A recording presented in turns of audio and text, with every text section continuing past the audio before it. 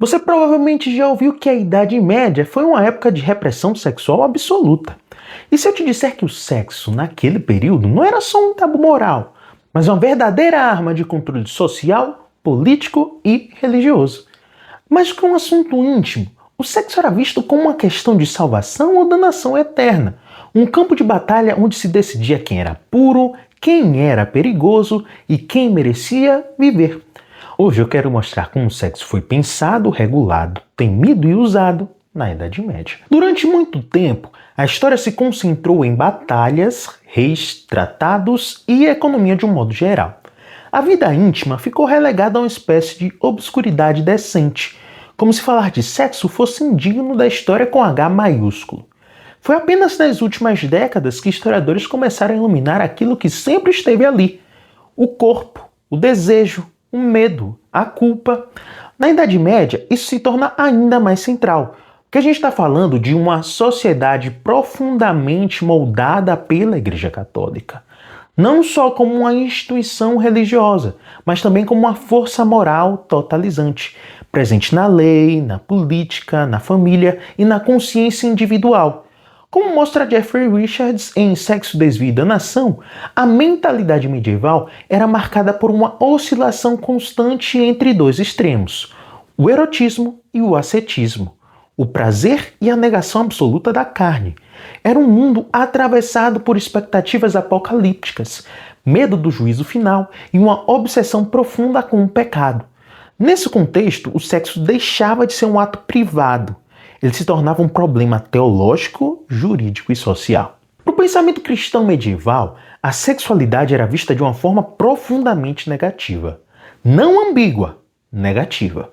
Autores como Clemente de Alexandria e, sobretudo, Santo Agostinho estabeleceram uma ligação direta entre o pecado original e o desejo sexual. A queda de Adão e Eva não era apenas uma desobediência, era simbolicamente a descoberta da carne. A partir daí, o sexo passa a ser associado à perda do controle, à animalidade e à distância em relação a Deus. Santo Anselmo de Cantuária descrevia o desejo sexual como uma tempestade de luxúria que esmagava a alma e sugava sua força espiritual. O prazer não elevava o ser humano, ele o rebaixava. A doutrina oficial da igreja era clara: a sexualidade foi concedida aos homens exclusivamente para a procriação. Nada além disso. Qualquer prática sexual que não pudesse resultar em gravidez era classificada como pecado contra a natureza. E o mais importante, o problema não era apenas o ato, mas o prazer. Mesmo dentro do casamento, o prazer era visto com profunda suspeita. No século XII, o bispo Gútio afirmava que todo o ato sexual envolvia pecado, ainda que venial. O ideal supremo de vida cristã não era o matrimônio, era a virgindade, era o celibato. O casamento aparecia como uma solução inferior. Mas uma solução muito interessante nesse momento é você se inscrever no canal para não perder mais nenhum vídeo como esse. Eu sou Samuel Nepomuceno, professor e pesquisador, e a gente continua a falar sobre sexo na Idade Média logo depois da vinheta.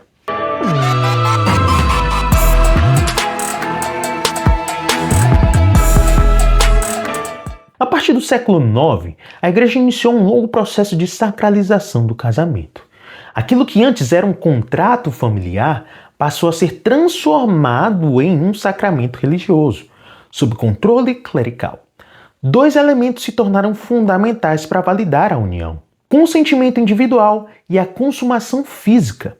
A introdução do consentimento no século XII é particularmente significativa. Ela reflete o surgimento de uma nova noção de indivíduo, algo revolucionário para a época. Mas não se engane, o casamento não significava liberdade sexual, muito pelo contrário. A Igreja passou a regular minuciosamente quando, como e em que condições o sexo poderia ocorrer. Havia um extenso calendário de abstinência. Sexo era proibido aos domingos, em dias santos, durante a quaresma e outros períodos de jejum. Também era vetado durante a menstruação, gravidez, amamentação e por 40 dias após o parto. Na prática, isso significava que o sexo permitido dentro do casamento ocorria menos de uma vez por semana. E não era só o momento, era também a forma. Os manuais penitenciais, verdadeiros guias para confessores, determinavam que a única posição aceitável era aquela que hoje a gente chama de posição do missionário. E eu não vou descrevê-la aqui para vocês, porque eu espero muito que o YouTube não derrube esse vídeo. Qualquer variação dessa posição era vista como um desvio.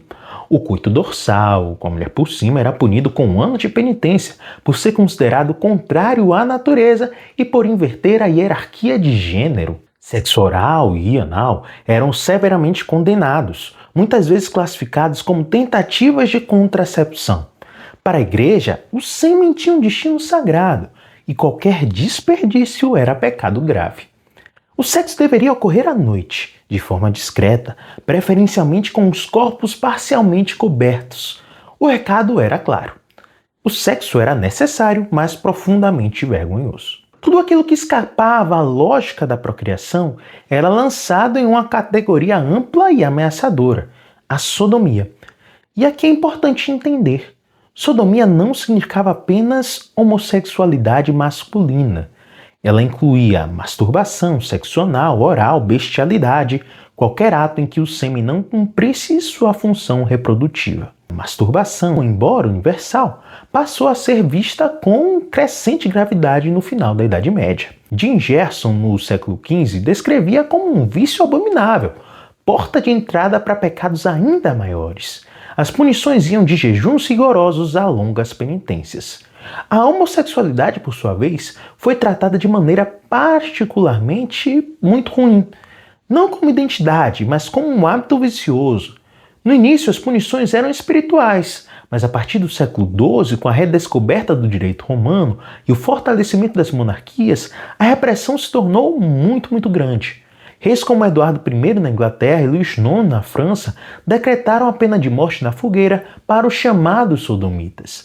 Cidades como Florença e Veneza criaram sistemas de vigilância específicos para perseguir o vício que não pode ser nomeado. A homofobia medieval era alimentada por medo, xenofobia e paranoia religiosa. Muçulmanos e grupos heréticos como os cátaros eram frequentemente associados à sodomia como forma de desumanização. Aqui surge um dos maiores paradoxos da Idade Média em relação às práticas carnais. Apesar de toda a condenação moral, a prostituição era tolerada e até organizada pelas autoridades.